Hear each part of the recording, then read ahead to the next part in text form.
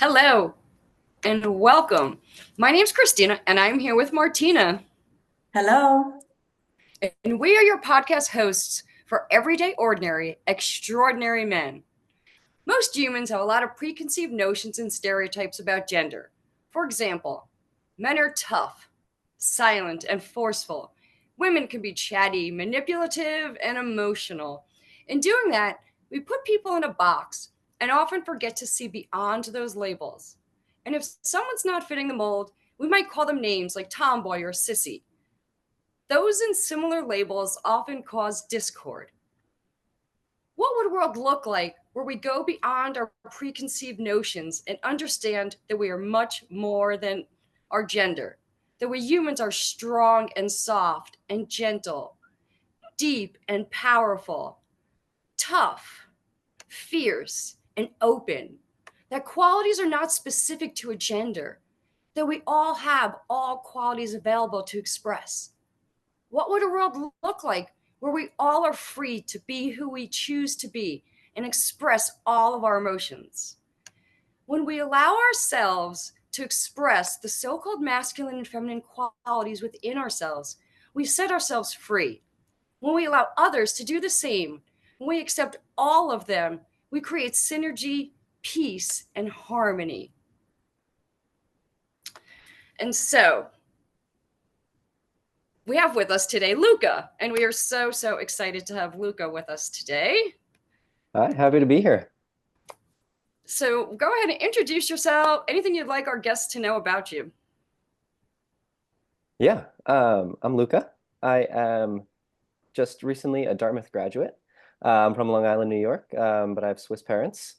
I grew up with three siblings and two dogs, and have an awesome family that has supported me. And I am soon to begin a career in consulting, and I'm excited to start that next chapter of my life. Yeah, and I'm excited to be here and talk today. Well, thank you so much for joining us. I want to say that Luca is also my godson, and so Luca, who you are for me is a super thoughtful, intelligent, and playful young man who I just thoroughly enjoy spending time with. You're adventurous and always open to whatever crazy ideas anyone has. You will help us strap your handicapped brother into a 4x4 if that means having a good time. You are going to help me figure out a way to make it happen. Um, and I always love that you do all of it with a smile on your face and you never complain. And so I am just thoroughly thrilled that I get to spend life with you, and that I get to watch you through all these adventures. We are so proud of you as you just graduated from Dartmouth with summa cum laude, and we are just thrilled that you are our second guests on this podcast. So thank you so much for having this conversation with us today. Um, Martina, want to ask the first question? Of course, of course. So, Luca, if you could finish this sentence for us. If you really knew me, you would know. What we know about you? Um, I think I would finish that with that I am an explorer. Um, and I think that obviously begins with traveling, and I've been fortunate enough in my life to have traveled the world a bit and experienced different countries and different cultures and different cuisines and different languages. And obviously that has been a huge part of my life. I grew up speaking three languages and picked up a fourth through my schooling. Um, and so I've gotten to experience the world um, while having the opportunity to speak the same language as people living in different circumstances than I have, and just getting to learn from those different cultures and those different lifestyles has been incredibly rewarding.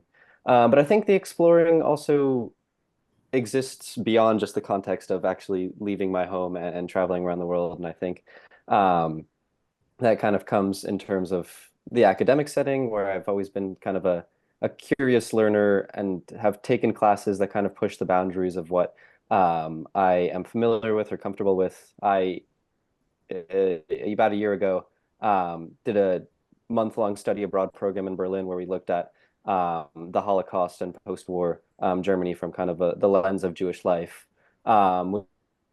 which was something that I hadn't really ever thought about or studied, but I was curious about and was interested in, and had the opportunity to learn about on the ground.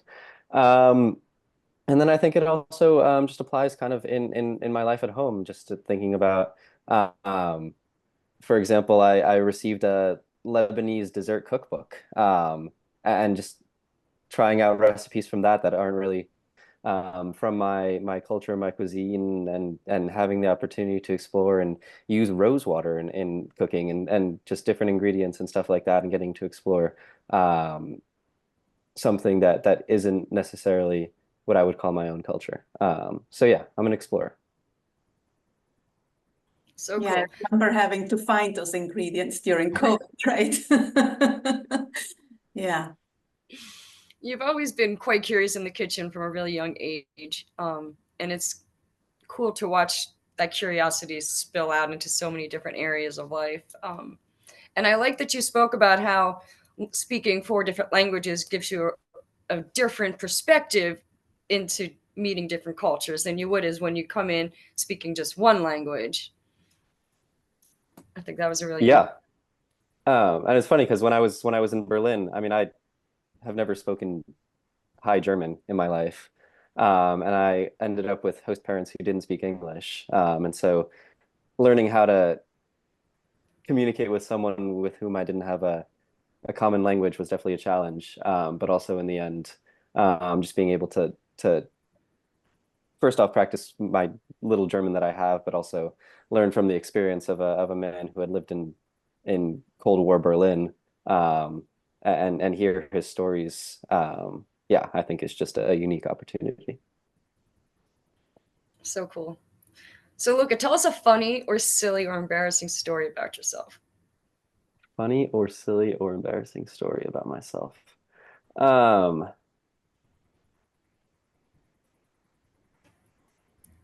well, I've been walking around the house for the last 2 weeks with a burn mark on my leg. That up until yesterday or the day before hadn't been noticed. And it's a pretty scary looking little mark on my leg. And yeah, nobody realized until very recently. But the story goes that it was my last night at Dartmouth.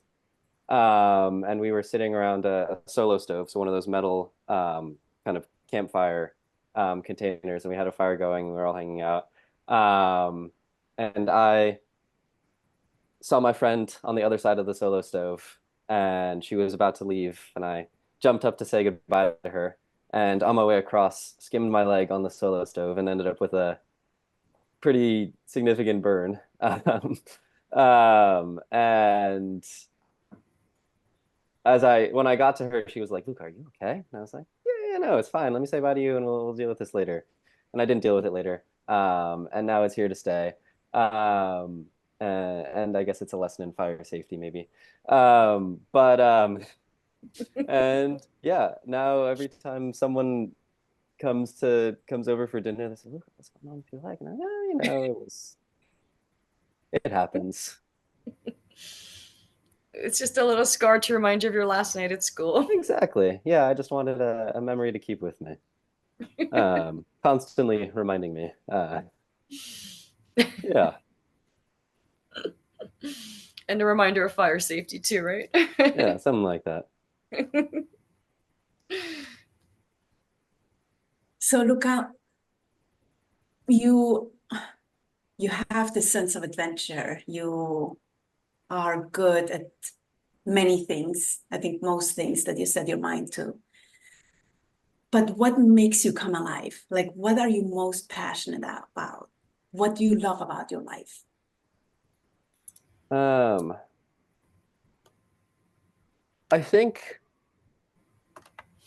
I think again I would point to just this exploration. And I think here I would point specifically to the travel. Because there's something just about sitting with a group of friends in a food hall in Prague, and we're looking at this like buffet of meats that we could try, um, whether that be bone marrow or pig ear or just kind of foods that I would never dream of eating if I was back at home.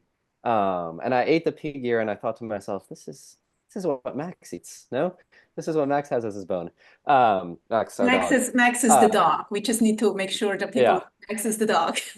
Um, but just getting to have that opportunity and explore, or again in Prague, sitting and we're after dinner at a restaurant, and my dad and I decide, oh, we're gonna order some absinthe.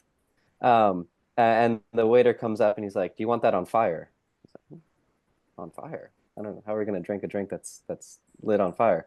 Um, and then he lights it on fire, and then we end up drinking it. And just having that experience of seeing something that isn't my own and getting to experience that and getting to learn from that. Um, and obviously those are kind of examples in kind of food and drink. But also, you know, traveling around Guatemala with a driver who's kind of shepherding us from point A to point B, and when we stop at the bathroom rest stop, and his kind of attention to detail as he's like, "Oh, how can we help Nico get out of the car? Or what does he need?" Or walking into the restaurant and making sure that, oh, this bathroom is going to be accessible so that we can get in. Um, and learning from people like that, right, where you're working in a service job and you are so completely focused on making sure that your guests have a perfect experience, right? And just learning from different people's ways of living and different ways of approaching um, the world and interacting with the people around you, and how to kind of do a job well, right? At the end of the day is a lesson learned there. So many good things you shared in there. So, appreciating someone's job well done, right? And the hospitality that they provide for you when you're traveling, but also the shared experiences. That it's not just about the travel and the food, but it's the sharing those experiences with the people you're traveling with. Definitely. Yeah. It, And I there's can nothing quite like, I spent 10 weeks studying abroad in Paris, and some of my favorite memories from that were just, sitting at a table outside a cafe with a few friends and chatting and watching people go by, right?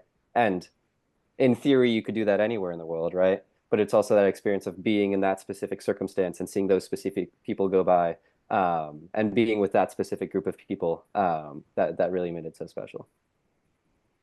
agreed. Yeah. I mean, Paris definitely lends itself to do that, right? Paris is definitely the place to just sit and people watch, and Yeah. yeah. But it's that whole lens of being with people and choosing to see the beauty around you, right? And yeah. Yeah. And I think it's also an experience that's afforded because, it's not my typical life. It's not my everyday life. And so because I have only 10 weeks to spend in Paris, um, and then I'm going to come home and go back to school and all of that, I take more time to make sure that I'm appreciating the moments, and take more time to make sure that I'm enjoying the experience to the fullest, just because I know it's temporary and it's going to end. Really good. So, Luca, I know you're still young, but in your young life so far, what has taken the most courage?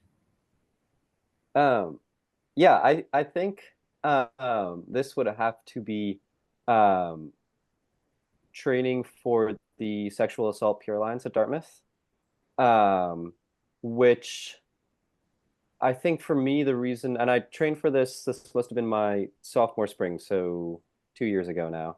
Um, and I trained for it because I just wanted to, have those skills in order to be able to support one of my friends or one of my peers if they were ever impacted by gender-based violence. And sorry, what the training is basically you train in kind of both kind of the hard skills in terms of like knowing what resources are at Dartmouth for people who are affected by sexual assault, and knowing what the process looks like, and that kind of thing, and also learning about kind of motivational interviewing and empathetic listening and things like that. So just skills to be able to support survivors of sexual violence.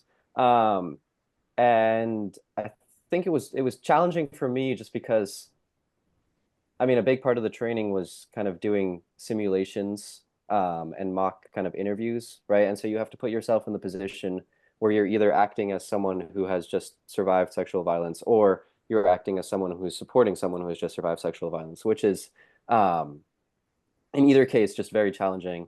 Um, and just it required a level of emotional strength that I hadn't had to employ, I think probably ever in my life. Um, and another big part of that uh, um, was, when you're thinking about how do I be kind of an empathetic listener, um, is you kind of have to reflect back on your own experience, right? Because empathy requires seeing a piece of someone else's experience in yourself, right? So it required also a lot of kind of reflecting on my own experience and my own struggles, and kind of being emotionally vulnerable in that kind of situation, describing those situations and talking about those situations with a group of people, um, which also, I mean, anytime you're kind of bearing your soul for the world, it is also a challenge. And so I think those kind of two aspects of it, of just kind of the challenge of grappling with a topic that is no one wants to talk about really. And then also kind of having to reflect on my own experience and do that in front of other people. And that emotional vulnerability was definitely a struggle. But I think in the end, it was a very valuable experience, and I think I learned a lot. And just was able to take that experience and pay it forward, and kind of, for example, lead conversations in my fraternity about about the role we play and about how we can do better in preventing sexual violence, and seeing kind of a tangible difference being made on campus. So I think it was very special and very challenging in that. Beautiful. Thank you. And thank you for Yeah. doing the work. It's big work, and especially, it's not just doing that work with other people, it's doing it with your peer group on campus, which is a really brave thing to do, Luca. But then to take it back to your fraternity and make a difference there and for the campus is really, really powerful stuff. And so I hope you soak that in, because it's really not the normal college experience. It's really it's really challenging yourself to be a real better person for the planet, and that's a huge thing to take on. So thank you. Yeah. All right. It's a sign of leadership too, right? It's just like the willingness to take that on, right? To take responsibility and to wanting to make a difference. That is, I think, the biggest part in it. So, Yeah. Yeah. so can you tell us about the time where you took a chance for love? And it doesn't have to be necessarily romantic love. It can be self-love. It can be love for, a sibling or. Yeah.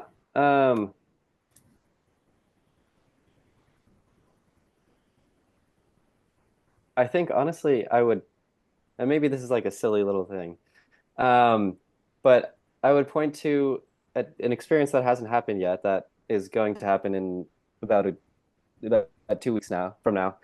I'm traveling with a few of my closest friends from Dartmouth, who are all really into cycling, and I could care less.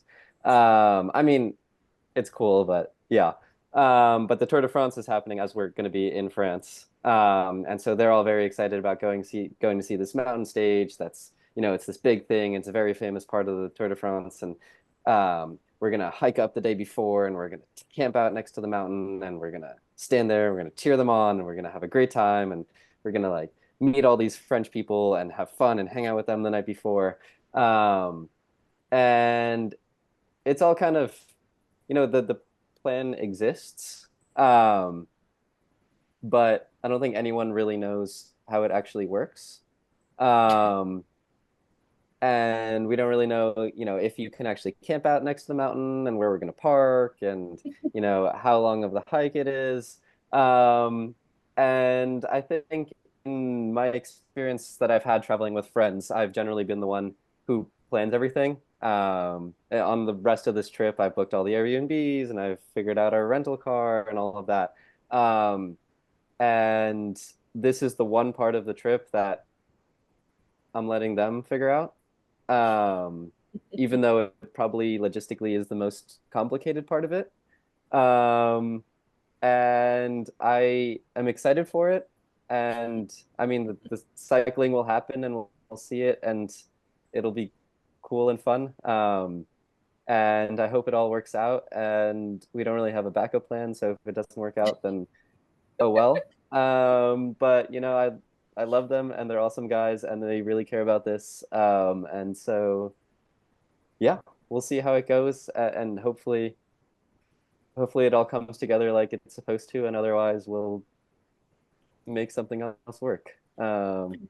Crazy adventure. Yeah, and maybe we end up hanging out with some 50-year-old French guys on the side of a mountain and end up having a great time, and maybe we don't, and yeah, it'll be an experience, and this is the part of the trip I think that they cared the most about. So I'm excited to see that and share in that experience.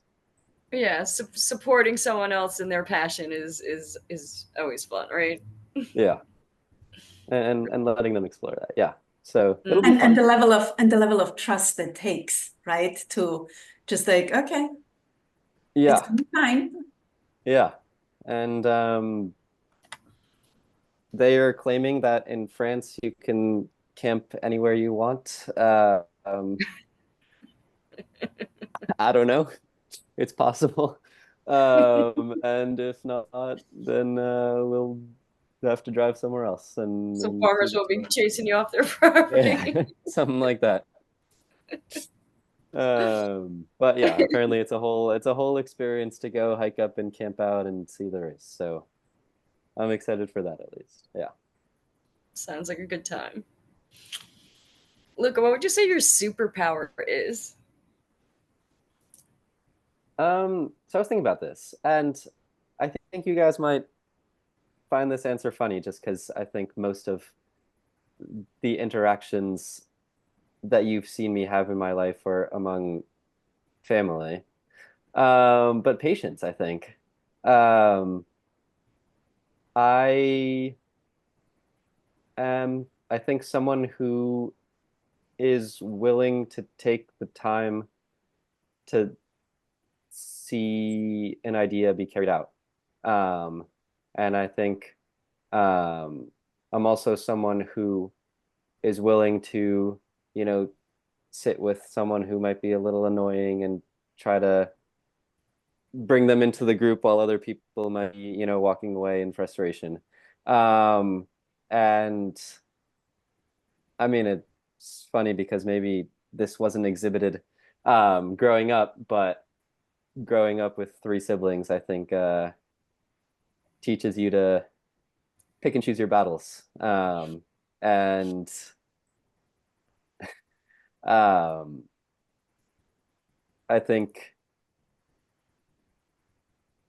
growing up with siblings, you're always butting heads with each other. And it's funny now that I've spent basically 4 years living away from them. I appreciate them now more than ever. But when you have them there in the moment, right? It's always a fight for every little bit of everything, whether that's the last piece of chocolate or who's going to get the pool floaty or who's going to get the one upgraded first class seat on the plane. Right? There's always some argument to be had.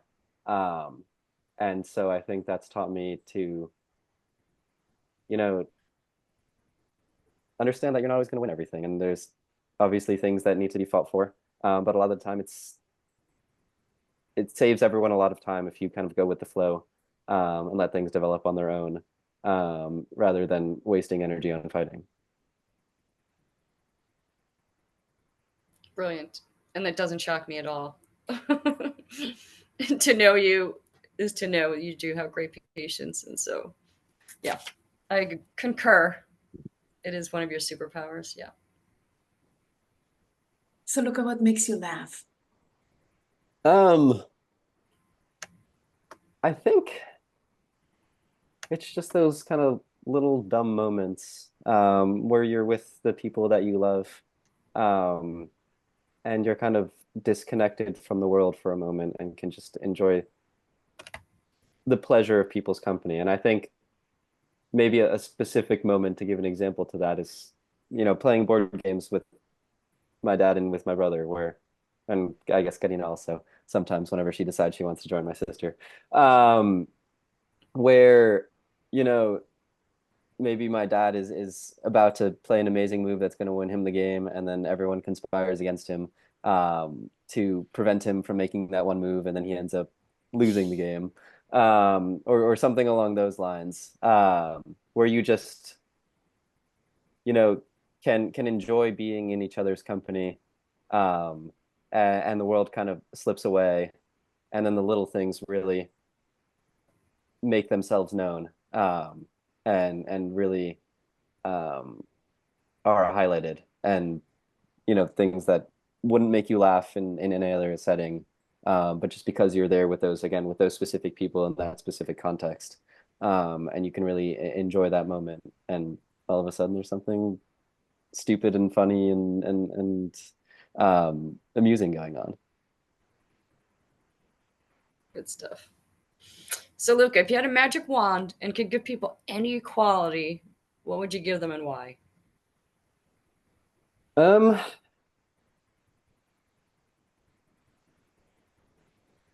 I think it would have to be open-mindedness. Um, I think a lot of the problems in this world and I don't want to get too um, big brain, but I think just a lot of problems are happen because people are kind of ingrained in their own opinions and their own worldview, and can't see the world from a different perspective. Um, and I think where we really struggle as humans is we've learned how to approach the world, from how we grew up and from our parents and from our school and from our friends. And we have kind of a way of viewing what is around us. Mhm. And it's once that's ingrained in you, it's really hard to get out of it. Um, and I think very often it's that stubbornness that is, I'm right, and that means that you must be wrong, that prevents dialogue, and without dialogue we can't resolve conflict. And I think very often what people call dialogue is just shouting matches, um, which doesn't help anyone, um, because if I'm talking to you and you're talking to me, but I can't listen to what you're saying and you can't listen to what I'm saying, right? We're not making any progress. Um, and so it requires that open-mindedness to say, huh, maybe this guy has a point. Or if not that, maybe I can understand where his reasoning is coming from. And while I may not agree with the final conclusion that he came to, I can still understand that thought process. And maybe let's dig deeper into kind of the steps 1, 2, 3 so that we can arrive at the conclusion, and maybe realize where we have common ground and where exactly our differences lie. Um, and I think until we can have that dialogue, it's really hard to make change. And we can't have that dialogue without being open-minded. Really good. Mm-hmm. What are you most grateful for? Um, I think just my upbringing, that I think taught me, and again, I can come back to the traveling part of it, but taught me to be curious, right? Because again, thinking about open-mindedness, right? you open-mindedness and curiosity kind of come hand in hand, where you are curious to learn about someone else's background or perspective or viewpoint. And I think kind of both through having that experience of seeing so many different perspectives, but also just through my parents who kind of instilled in me from an early age that you're not going to win anything by crying. And maybe the youngest sister wins sometimes by crying. But um, you um, shouting matches don't really exist in my family, because if you get angry or get too energized or whatever, then you get sent to the corner and you have to sit away from the table for a second. Um, and um, I think also just growing up in a house where we had family dinner every night of the week, right? Where we're every night have an hour or however long it is to sit as a family and to talk and to practice that conversing and to practice that dialogue. And we have obviously arguments as a family, right? We are not all the same person, and of course we have differences. Um, but learning how to um, be in a situation where you can talk with people and learn from people, um, I think is really special. And so I think, yeah, my upbringing and my parents and my family who kind of helped me obviously become the person who I am today, um, but just give me that flexibility in approaching the world, and that ability to be curious and think about other people and learn from other people. It's really special. Really good. Good stuff. I I also always loved sitting around your dinner table with your family when we're like talking about our favorite moments of the day and what we're thankful for, and I think that's a big part of it, right? Like instilling that from a young age of really having that time to be grounded in what you're grateful for is a really I think it's a really special thing to learn at a young age, right? Yeah. And I think yeah, learning to appreciate the world around you, right? Because as we were talking about before, right? What are the chances that, the three of us ended up in the same place at the same time like this, right? Very, very slim. Um, and life is full of coincidences like that and full of little chance occasions. Um, but I think that's what part of what makes life so beautiful.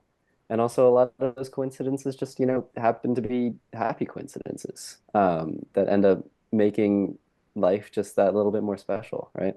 And learning to appreciate, the world that we live in, and um, kind of the people around us, I think is very, very important. Yeah, good stuff. All right, you ready for your heavy question? Sure. What's the legacy you want to leave, Luca? Or what do you want people to remember about you? Um, I think it has to be the care that I put into the things that I do. Um, and I think obviously that manifests itself most visibly in kind of academics and professional stuff, of just like the time and energy and effort that goes into making the little details correct so that the big picture pans out the way it should. Um, but I also think that care kind of manifests itself also in the way that I approach relationships with other people. And I mean, just like an essay, right?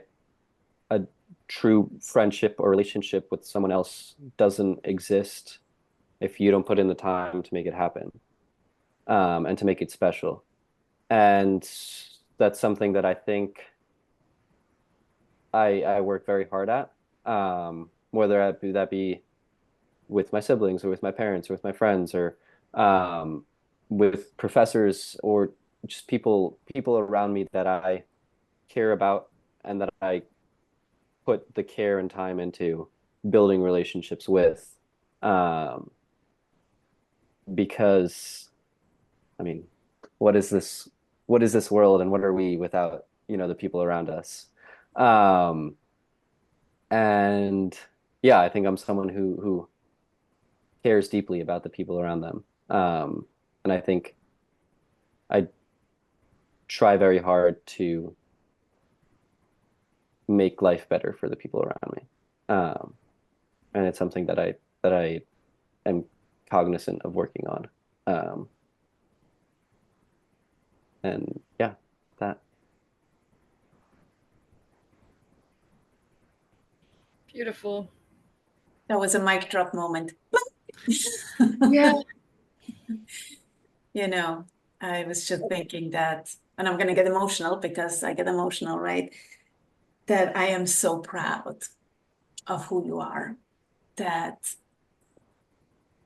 as challenging as it is sitting at the table with all of you, and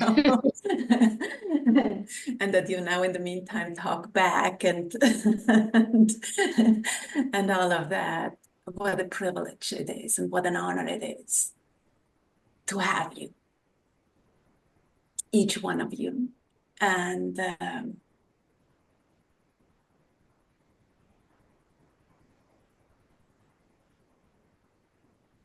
I think that's it. As people tell me, wow, you have great children. And I'm like, yeah, I don't take credit for that. I take credit for stepping out of the way and doing my work and stepping out of the way and doing my work so you can become who you were meant to be.